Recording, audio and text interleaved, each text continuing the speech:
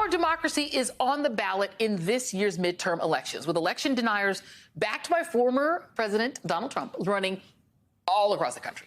In fact, the new NBC News poll found that threats to democracy has overtaken cost of living as the most important issue facing the country in the eyes of voters.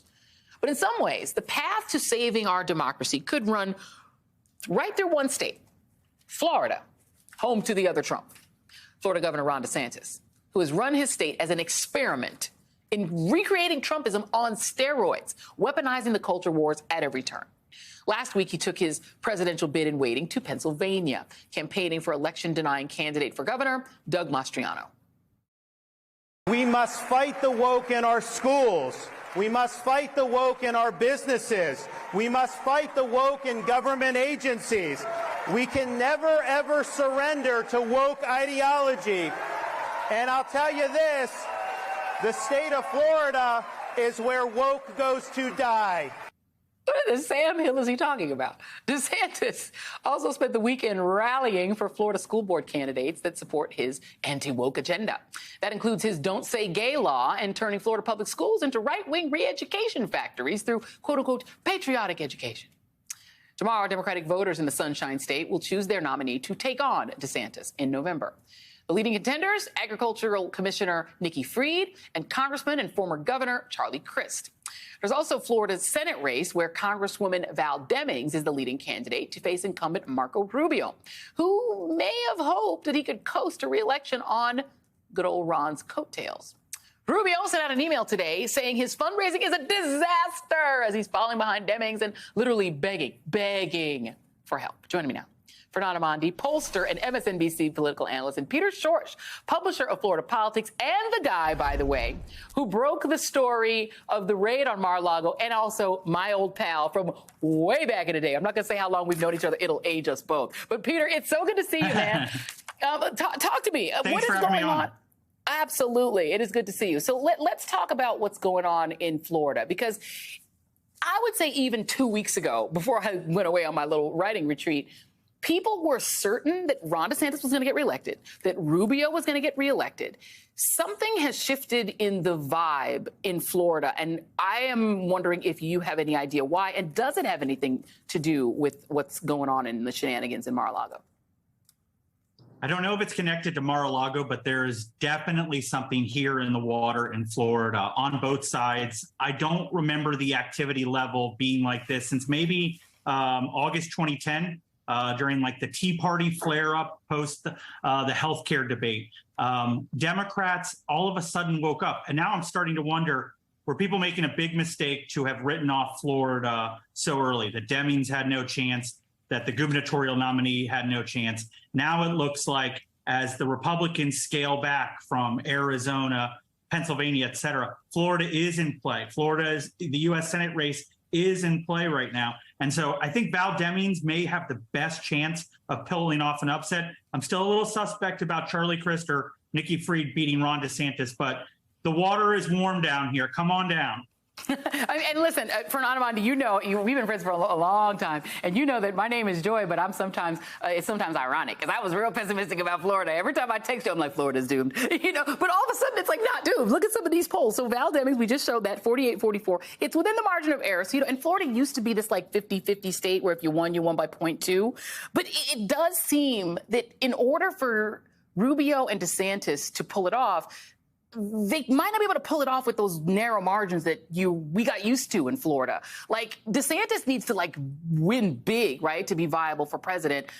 I don't know. How is it looking to you? And what do you make of these weird polls, like the Charlie Crist poll and Nikki Fried? It's weird because you can't tell which one of them is ahead. I can't. Can you? Well, first off, Joy, one of those pollsters is going to have to close up shop for business because you can't be this off the night before the election with those kind of weird results going one day and another. But having said that, look, the question for everybody is Florida floor gone?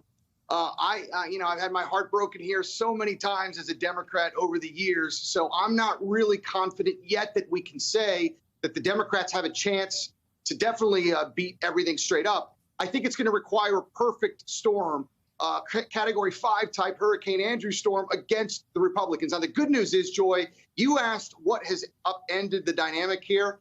I can describe it in 2 words: reproductive freedom.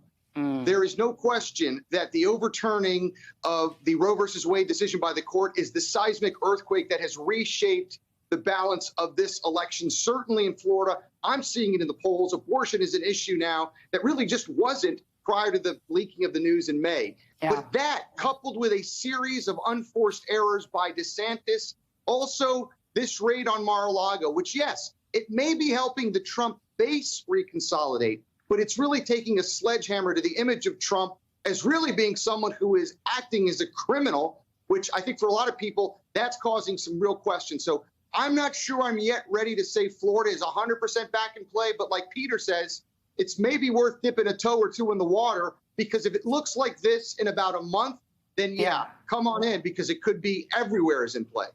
Well, and Peter, let's talk about the other X factor here, because it's Val Demings. And you know very well, based on where you are located in the state, I mean, if there is one single person in the entire state of Florida who could actually win a statewide election and also be a woman and a black person, it's Val Demings. I mean, she's the police. So you can't say that she's, you know, woke. You can't say that she's super liberal. She rides a Harley. She's sort of perfectly positioned as a down the middle, very liked, very well liked Democrat. Do you think that in the end, it may look like a real genius move that she was slated to run against Rubio instead of DeSantis? Or like me, I thought that DeSantis would have been her better race? If you are building a candidate for the middle 21st century, it's Val Demings right there. I mean, it's the record of accomplishment as the Orlando police chief. It's the fierceness of her prosecution during the impeachment proceedings. Her husband is a political powerhouse. He's the mayor of Orange County, which is Orlando, essentially. You know, you put all of that together. And then I think one of the big surprises to us here in Florida is the fundraising prowess. Yeah. Every quarter we wake up and we see that she has, you know, that she basically has doubled Marco Rubio in fundraising the last 5 weeks. Overall, she is a prodigious fundraiser. Nobody was expecting that right now. I think if Florida is going to be in play in November, then you're going to have a Warnock-Ossoff situation with Demings up top and then Chris Freed running as a ticket against DeSantis. To rail under her. And the last word to you on this, Fernand, because the other, I mean, you're smiling because Rubio can't do to her what he planned to do to whoever he was running against, which is essentially to throw the C word, communism. You can't throw that at a lady on a Harley that used to beat up police. I mean, look, Val Demings is like Pam Grier, you know, going up against little Marco. You know, you're going to mess with that chick. She's got to come over and kick your you-know-what. And Rubio is scared. That's why you see the whiny little emails. I mean, did you see that? I'm begging, please send me money. I mean, what are you, a senator or a mouse? Grow up, man. So, yeah, no, Val Demings is a dream candidate for the Democrats. We see it in the enthusiasm, the fundraising. The question is, can she out-Florida Florida?